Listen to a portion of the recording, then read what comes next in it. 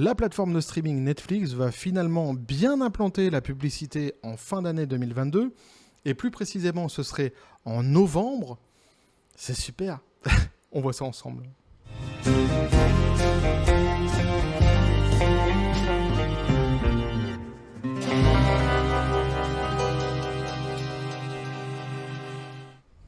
Et dans ma petite tête, dans ma petite caboche, j'hésitais entre le Youpi et le C'est Super.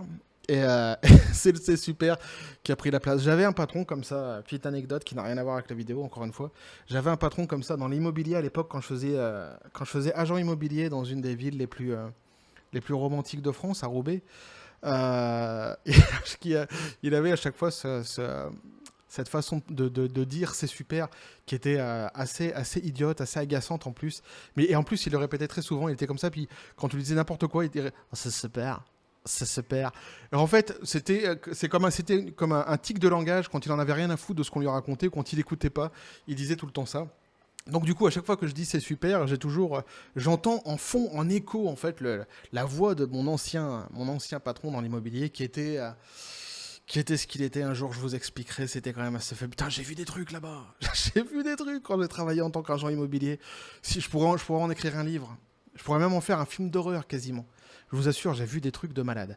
Bref, on va revenir à notre sujet. Et je disais, il y a un mois de ça, j'avais déjà fait une vidéo qui expliquait que le bébé Hello du bain avait été confié à Microsoft concernant l'implantation de la publicité donc sur la plateforme de Netflix. On avait vu dans cette vidéo que la cellule spécialisée en publicité n'était pas encore constituée. On se demandait qu'est-ce qu'ils faisaient exactement, parce que c'était un petit peu...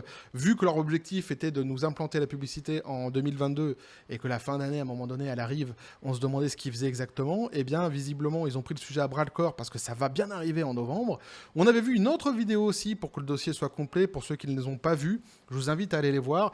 Une autre vidéo où on parlait du partage de compte qui est en test, un partage de compte donc payant qui est aujourd'hui en test chez nos amis les cobayes de l'Amérique du Sud avant que ce soit implanté en Occident ou sur le continent asiatique, si jamais ça a fonctionné, si ça a fini par fonctionner donc en Amérique du Sud actuellement.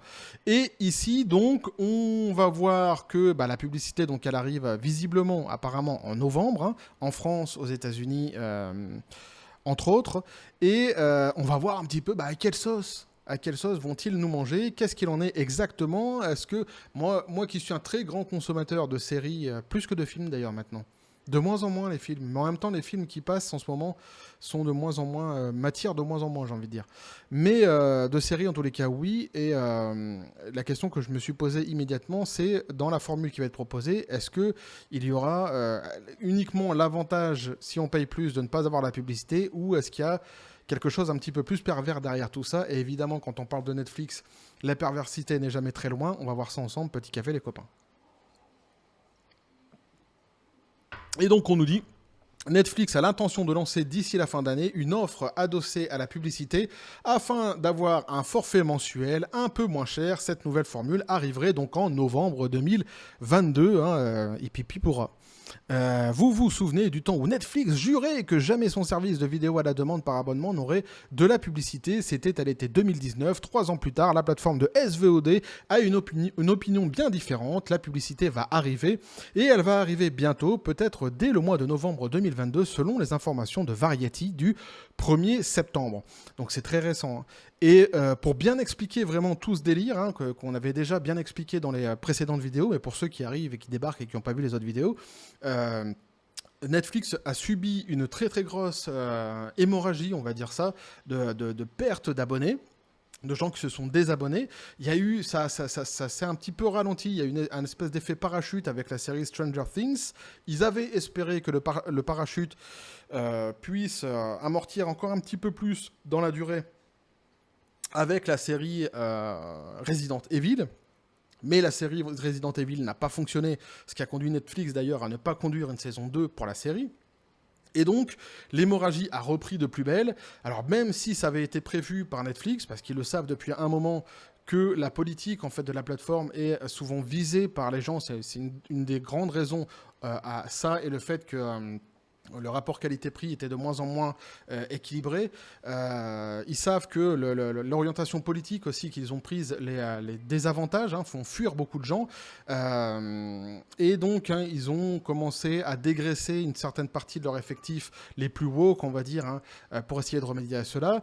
Mais leur priorité à eux n'est pas visiblement, et je le déplore, de changer vraiment la politique concernant l'orientation des séries, mais c'est surtout de regagner l'argent qu'ils avaient perdu. Et pour ce faire, ils ont misé sur le fait de faire payer ceux qui resteraient sur la plateforme ou les nouveaux arrivants avec des nouvelles formules.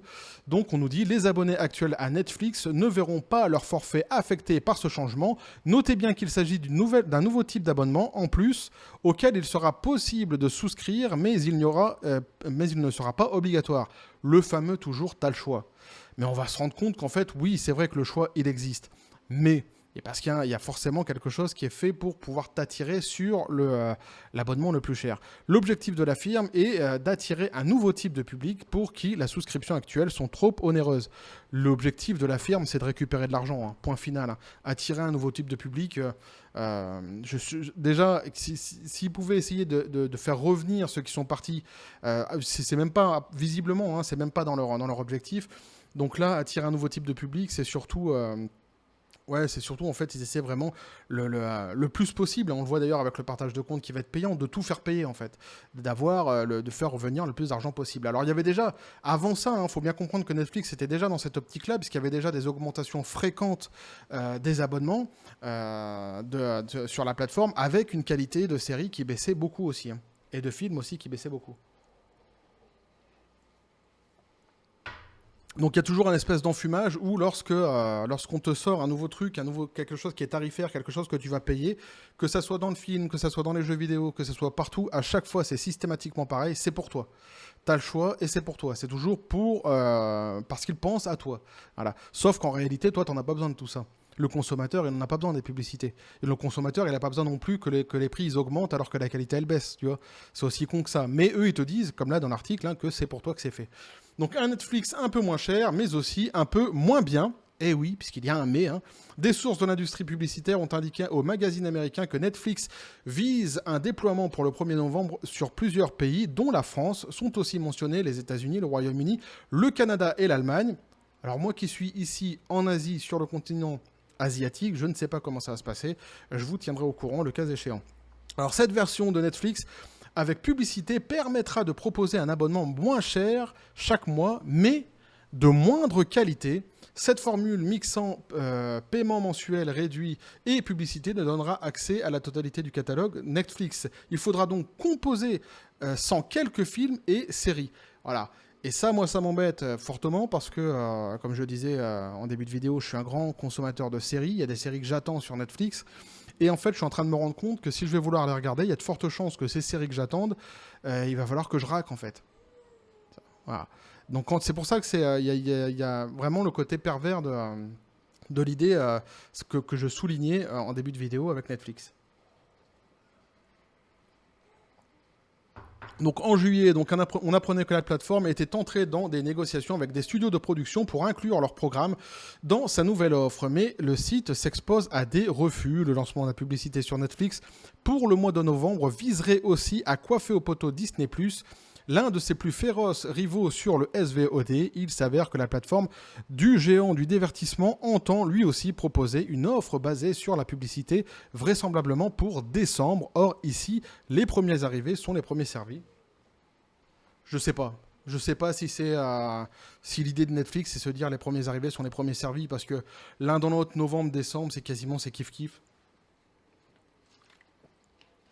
En plus, celui qui s'intéresse aux séries sur Disney+, s'intéresse aussi aux séries plus globalement. Si tu aimes bien les séries, tu les aimes bien partout, c'est ça que je veux dire. Et donc tu sais à peu près ce qui se passe sur les autres plateformes. Donc tu sais, si tu prends une plateforme, bon, il y a la publicité en novembre, l'autre en décembre, tu vas pas aller... Enfin, je comprends pas la logique de l'article de dire que Netflix penserait que les premiers arrivés sont les premiers servis. Moi, je pense surtout que c'était sur leur agenda, c'était dans leur calendrier d'instaurer la publicité.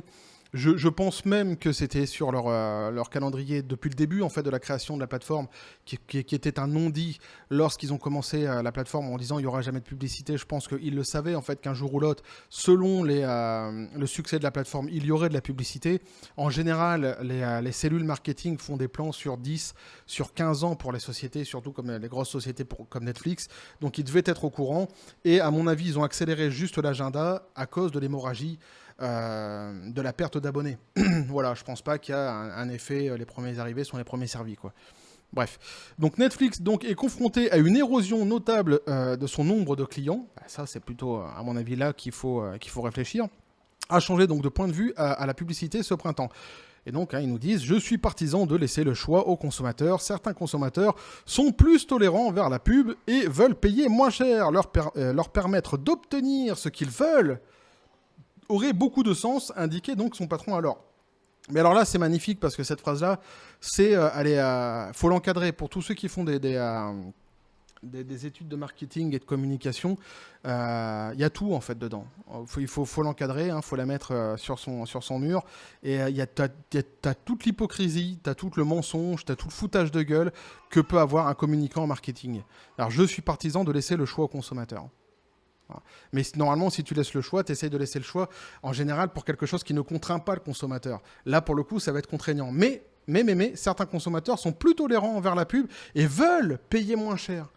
C'est parce qu'ils veulent payer moins cher et que, quelque part, la pub, en général, mais en fait, tu peux être plus ou moins tolérant sur quelque chose. C'est marrant d'ailleurs qu'on parle de la tolérance, du degré de tolérance des gens. C'est-à-dire qu'ils ont calculé le degré de tolérance des gens. C'est ce qu'il est en train de nous expliquer. Ils se foutent de notre gueule. Ils se foutent de notre gueule. Si tu as un degré de tolérance à quelque chose, c'est qu'à la base, de toute façon, même si ton degré de tolérance sur l'échelle du ça me casse les Pokéballs, tu arrives à une tolérance, toi, t'es à 8 en tolérance, quoi. Il y en a qui sont à 1, ils tolèrent pas du tout. Toi, t'es à 8, peu importe. Tu dois de toute façon prendre sur toi, quoi qu'il en soit, face à... là, pour le coup, c'est la publicité. Donc, il n'y a absolument rien qui est avantageux pour le client. Il n'y a absolument rien qui est avantageux. Mais la façon dont la phrase est tournée, donc, leur permettre d'obtenir ce qu'ils veulent, aurait beaucoup de sens. Voilà. Donc, c'est pour toi qu'ils le font. Moi, ça me fout en l'air, quoi, ces putains de phrases. Et le pire, c'est que... ça, c'est ce qu'on appelle des éléments de langage. Je pense que vous les connaissez déjà. De toute façon, ce terme-là, vous l'avez déjà beaucoup entendu parler, notamment avec les crises qui se sont succédées, qui continuent encore à se succéder dans nos pays respectifs. Mais en fait, là, qu'est-ce qu'il fait ? En donnant cette phrase-là, il donne des billes, il donne des phrases, il donne des termes que ceux qui vont défendre en fait la plateforme, les VRP gratuits, utiliseront pour défendre Netflix. C'est-à-dire qu'ils reprendront exactement les mêmes éléments de langage que ce qui est donné, tout simplement. C'est à implanter dans la tête des gens une façon de répondre pour celui qui est fan à la base de Netflix, de la plateforme, et qui n'aurait pas d'arguments. Là, les arguments lui sont donnés. On nous dit donc sur un autre article, je suis allé voir un petit peu ce qu'il en sera exactement, on nous dit donc selon les informations de Bloomberg, ce sera entre 7 et 9 $ par mois, un tarif à comparer aux 9,99 un écran et aux 15,49 deux écrans et aux 19,99 $ par mois, 4 écrans, des offres américaines. Les ristournes semblent assez petites, mais tout dépend de ce que l'offre, de ce qu'on nous offrira. Donc on nous disait, normalement donc Netflix présentera sa nouvelle grille en fin 2022, donc maintenant on sait que ce sera en novembre, donc à un prix de 7 à 9 $ par mois, en vue l'équivalence euro-dollar, sans doute 7 à 9 €. Et donc, à quoi aura-t-on le droit ? Depuis plusieurs mois, on sait que les programmes ne seront pas forcément les mêmes. Le catalogue sera plus petit, faute d'accord avec certains studios qui pourraient réclamer une commission sur la publicité. On sait aussi que Netflix, avec des publicités, vous proposera des pubs conçues sur mesure en vous demandant vos centres d'intérêt dès la première création. Enfin, il devrait rendre impossible le téléchargement de contenu sur son smartphone ou sa tablette. Donc, en plus, tu as une espèce d'intrusion comme ça, directe dans la vie privée, avec les demandes sur la création du compte pour que les publicités te soient ciblées. Moi, je trouve ça tout simplement hallucinant. Mais c'est pour nous, ils l'ont dit juste avant. Donc, selon Bloomberg, donc, cette offre pourrait être présentée comme une version 2 fois moins chère que Netflix 2 écrans qui coûte 13,49 € par mois en France et 15,49 € aux États-Unis. Doit-on interpréter que la qualité d'affichage HD sera meilleure que dans l'offre basique sans publicité SD ? Ah, c'est aussi une question qu'on peut se poser. Alors qu'on aura aussi accès à 2 écrans au lieu d'un seul, c'est possible, d'autant que Netflix pourrait revoir ses offres d'ici là. Nous ne serions pas étonnés de voir l'offre basique disparaître, mais Bloomberg n'en parle pas pour l'instant. Alors du coup, ça c'est un article qui est un petit peu plus vieux. Après d'ailleurs, ils nous disent que, alors ça c'est intéressant, je vais juste continuer et finir là-dessus. On nous dit donc l'agence américaine rapporte aussi que le fait qu'il y aura 4 minutes de publicité obligatoire pour chaque heure de visionnage, cette publicité seront proposées avant le programme, mais aussi pendant. Comme à la télé, ces 4 minutes seraient bien vues par Netflix qui, en comparaison à la télé US, serait beaucoup moins abusive, 20 minutes par heure là-bas. En revanche, par rapport à la télé française, nous sommes plutôt dans la norme, mais en fait non. C'est ça, c'est encore une fois, la réflexion de Netflix est assez sournoise. Parce qu'en fait, non. Pourquoi ? Parce que c'est une plateforme de streaming, ce n'est pas la télévision. Ce qui existe sur la télévision, sans quoi tu peux décliner le principe à tout. C'est-à-dire que demain, les jeux vidéo, pourquoi pas ? Tu peux avoir 4 minutes de publicité forcée. Pourquoi ? Parce qu'on va dire, ouais, mais aux États-Unis, les gens, ils ont 20 minutes de publicité quand ils regardent la télé. Alors oui, tu vas me dire, oui, il y a les jeux vidéo et la télé, c'est pas tout à fait pareil. Mais c'est un principe qui peut se décliner au bout du compte. Donc je trouve que la logique, elle est assez tirée par les cheveux. Non, c'est pas parce qu'on est capable d'accepter quelque chose à la télévision qu'on va l'accepter en plus sur les plateformes de streaming. Enfin, de toute façon, on verra ce qu'il en est. On en sait maintenant un petit peu plus. Et visiblement, ça risque d'être assez... on verra quand ça arrivera, mais ça risque d'être assez compliqué parce que si la première offre qui est donnée, si c'était uniquement pour enlever les publicités, à la limite, ça pouvait se comprendre, ça fait penser un peu à d'autres plateformes qui utilisent ce genre de système-là. Si en plus de ça, ça réduit le catalogue pour celui qui ne paye pas plein pot, qui se retrouve avec les séries les moins attractifs et les films les plus vieux, évidemment, ça commence, et les moins attractifs aussi, ça commence à être compliqué et on est beaucoup plus dans le foutage de gueule et malheureusement, j'ai l'impression que c'est vers là que nous allons. Bref, n'hésitez pas à me dire ce que vous en pensez dans les commentaires. Voilà ce que moi je pouvais vous dire là-dessus les copains. N'hésitez pas à balancer un pouce, à vous abonner si le contenu vous a plu, à activer la petite cloche pour les prochaines notifications, les prochaines vidéos qui vont arriver. Vous avez mon Twitter et mon Facebook qui sont dans la description des vidéos. N'hésitez pas à venir et à basculer du côté de la force absurde des réseaux sociaux. Sur ce les copains, je vous dis, comme toujours à la John Spartan, paix et félicité. Et moi, voyez-vous, par exemple, il y a la série Mercredi. C'est mercredi ou c'est vendredi ? Je sais plus. Non, c'est mercredi. Que j'aimerais bien voir. Voilà. Que j'attends, entre autres. Voilà. Et c'est vrai que ça me... je sais plus, c'était mercredi ou c'était vendredi ? Merde, j'ai une absence, les copains. La famille Adams. je vais me faire, encore une fois, mes enfants, ils vont...